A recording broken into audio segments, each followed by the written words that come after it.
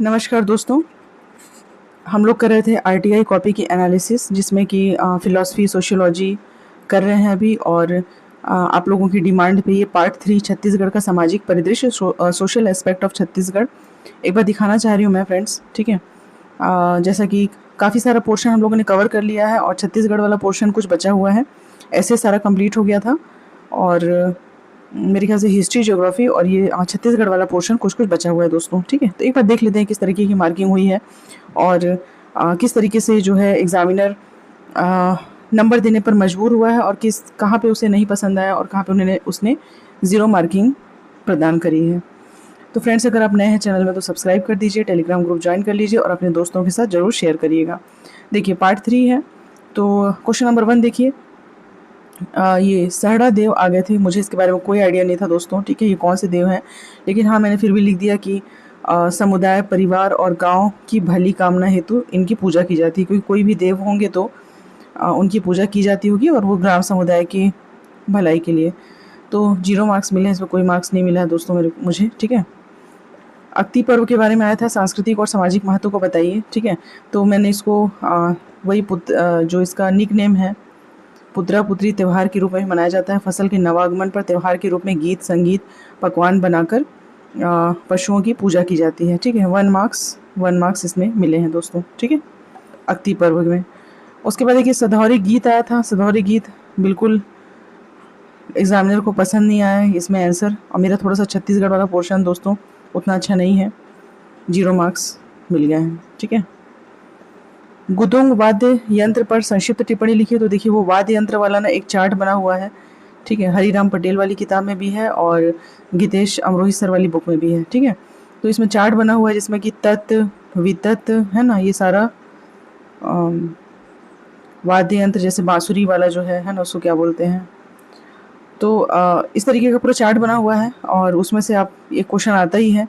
तो मैंने बता दिया है कि ये वितत वाद्य यंत्र होता है और एक चमड़े का, मतलब उसमें डायग्राम थोड़ा सा बना दिया है कि किस तरीके से होता है, कैसे आवाज़ आती हो, ऐसे अनुमान लगा के 1 मार्क्स इसमें मिले हैं। फिर देखिए पंचमुखी बोली के बारे में पूछा था। छत्तीसगढ़ बोली का पंचमुखी वर्गीकरण क्या है। तो जैसे आप लोग जानते हैं कि जो छत्तीसगढ़ का जो पोर्शन है, उत्तरी में, दक्षिणी में, मध्य में और इधर मतलब कि ईस्टर्न और वेस्टर्न रीजन पे अलग अलग बोलियां होती हैं। तो ऐसा मैंने लिख दिया, सबको पता होगा, सब छत्तीसगढ़ पढ़ते हैं। कुड़ुक, कोरवी, पंडो है ना। दक्षिणी में दोरली, गोंडी, हल्बी, मांडवी, जितना भी आपको याद हो। पूर्वी में लरिया, ठीक है, उड़िया, ये सब। पश्चिमी में खलटाही, मराठी और मध्य छत्तीसगढ़ी। एक पाँचवा पॉइंट मैंने इसको बना के 1 2 3 4 5। ठीक है, 1 मार्क्स मिल गए हैं। ठीक है, कुछ सही होंगे तो मिले हैं। अच्छा, ये ऐसा कैसे आ गया, ये यहाँ से रोटेट होगा क्या।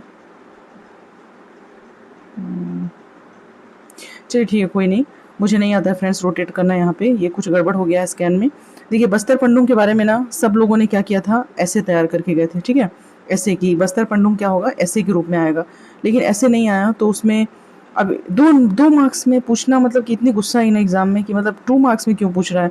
फिर भी देखिए मैंने यहाँ पे डायग्राम बनाने का प्रयास किया था, जो बस्तर पंडुम का लोगो था ना फ्रेंड्स, लोगो, जिसमें कि सभी ऐसे इतना कम टाइम था, ऊपर से ना 2 मार्क्स के क्वेश्चन में, मतलब कि बहुत ही सारे स्टूडेंट नाराज हुए होंगे कि बस्तर पंडुम का आप पूरा ऐसे तैयार करके गए हैं और 2 मार्क्स के क्वेश्चन में आ गया। तो एक लोगो बना दिया था मैंने और पूरा यहाँ पे डिटेल बता दिया था, इसका उद्देश्य क्या है, कला क्या। इसमें अच्छे मार्क्स मिले हैं, 1.5 मार्क्स देखिए इन्होंने दिए हुए हैं, 1.5 मार्क्स यहाँ पे दिए हुए हैं। थोड़ा सा स्कैन गड़बड़ हो गया दोस्तों ये वाला। ठीक है, फिर ये है विशेष पिछड़ी जनजाति समूह के निर्धारण के मापदंड समझाइए। तो ये वाला क्वेश्चन भी मैंने बहुत अच्छे से अटेम्प्ट किया है, क्योंकि मैंने टी वैष्णव के अनुसार बताया। जब आप किसी के अनुसार बताते हैं फ्रेंड्स, तो अपने आप एक अच्छा जो है रेपुटेड इमेज आपका बन जाता है। तो टी वैष्णव के अनुसार विशेष पिछड़ी जनजाति समुदाय से अलग परंपरागत रूप में पिछड़ी हुई होती हैं और यहाँ 76 PVTGs हैं, ये भी मैंने बता दिया था। ठीक है, PVTGs मतलब आप समझ रहे हैं ना, विशेष पिछड़ी जनजाति, प्रिमिटिव वल्नरेबल ट्राइबल ग्रुप्स, है ना। मापदंड देखिए, सामान्य जनजीवन में अलग जीवन यापन, वस्तु पहुंच विहीन दूरस्थ निवास स्थल इनका होगा, शिक्षा सुविधा से ये वंचित हो जाते हैं और बाहरी हस्तक्षेप को स्वीकार नहीं करते हैं। मतलब इनके कुछ मापदंड होते हैं जिसके हिसाब से इनको PVTG में कैटेगराइज किया जाता है दोस्तों, ये है। फिर मैंने एग्जाम्पल दे दिया है कि बैगा, बिरहोर, अबूझमाड़िया, कमार, कोरबा, ये 5 जो हैं PVTGs हैं। ठीक है, तो यहाँ पे एग्जामिनर 2.5 मार्क्स देते हैं, अच्छे मार्क्स हैं दोस्तों, ठीक है। जब आप आंसर को अच्छे से अटेम्प्ट करते हैं फैक्ट के साथ तो इसमें मार्किंग भी अच्छी मिलती है। फिर पद्मलाल पुन्नालाल बख्शी जी के साहित्य के योगदान पर वर्णन था, तो मैंने इसमें लिखा अच्छे से जितना मुझे आता था कि ये राजनांद गांव के थे, ठीक है।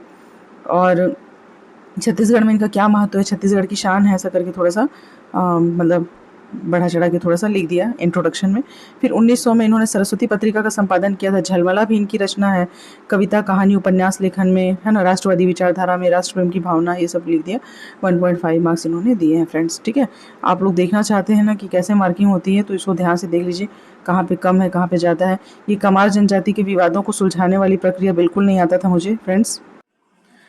तो देखिए विवाद को सुलझाने के लिए क्या प्रक्रिया है, नो आइडिया, मुझे नहीं पता था, फिर भी मैंने ऐसी कुछ भी लिख दिया। 0.5 मार्क्स जो है मिल गया है। पुरुष गायकी के आधार पर छत्तीसगढ़ के लोकगीतों की व्याख्या कीजिए, तो इसको मैंने अच्छे से अटेम्प्ट किया था, जिसमें कि दमनश नृत्य देखिए पुरुष सदस्य के ही गायन का इसमें होता है। ददरिया गीत प्रेम गीत के रूप में प्रसिद्ध है और यहाँ पे पुरुषों के द्वारा गायन किया जाता है। पंडवानी लिखा है मैंने, कपालिक सहित पंडवानी जो है पुरुष कलाकार इसमें अग्रणी है, ठीक है। इस तरीके से इसको अटेम्प्ट किया था। और फिर इधर देखिए लेंजा गीत, रीलो गीत, सरहुल गीत, है ना, ये सारा मैंने इसमें बताया है। लेंजा, रीलो, सरहुल पुरुष कलाकार गाते हैं, है ना, सरहुल पुरुष, है ना। तो इस तरीके से 2.5 उधर मिला था, 1.5 इधर मिला है, तो कितना हो गया 4 मार्क्स 8 में मिले हैं, ठीक है।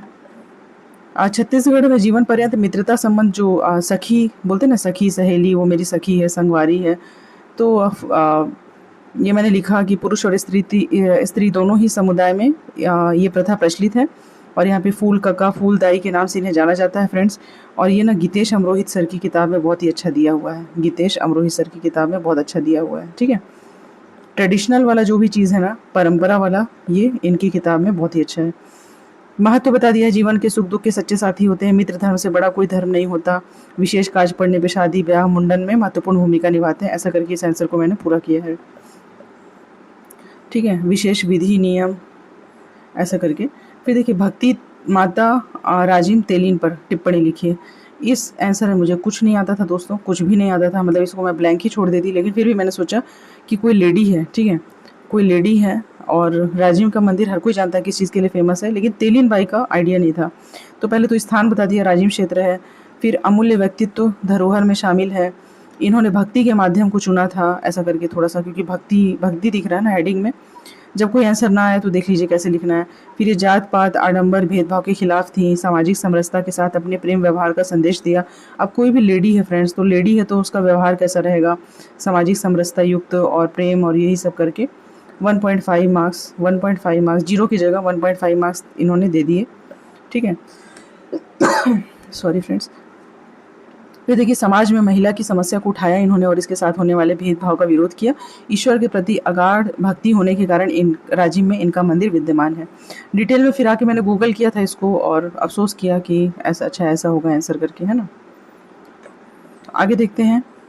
देखिए हाँ, ये एक क्वेश्चन है फ्रेंड्स कि जिसमें ना मुझे अपने अनुमान से ज़्यादा मार्क्स मिले हैं, और सिर्फ ना ये सेशन लेने के चक्कर में ना मैं अपनी आरटीआई कॉपी देख रही हूँ फ्रेंड्स, नहीं तो मैंने अभी तक अपनी आरटीआई कॉपी खोल के नहीं देखी थी कि कहाँ कितने मार्क्स मिले हैं। अब समझ में आ रहा है कहाँ ज़्यादा कहाँ कम, क्या कमी है, मतलब आप लोगों के साथ ना मैं एनालिसिस कर पा रही हूँ अपनी कमियों को, ठीक है। तो देखिए 15 में 12.5 मार्क्स मिले हैं और अभी तक के हाईएस्ट मार्क्स, मतलब अभी तक मुझे 15 मार्क्स में इतने मार्क्स तो कहीं भी नहीं मिले। ज़्यादा से ज़्यादा हुआ तो 8, 9, 10, 10.5 ऐसे मिले हैं, बट 12.5 बहुत अच्छे मार्क्स है। तो इसको देखिए आप अच्छे से क्या मैंने लिखा है। तो इससे पूछा था कि छत्तीसगढ़ के रामायण और महाभारत कालीन स्थलों का वर्णन करिए फ्रेंड्स, ठीक है। छत्तीसगढ़ कौशल एवं दक्षिण कौशल के नाम से जाना जाता था। यहाँ रामायण एवं महाभारत कालीन अनेक स्थलों का वर्णन मिलता है, ऐसा मैंने लिख दिया। फिर देखिए छोटा जगह है, कम जगह है ना।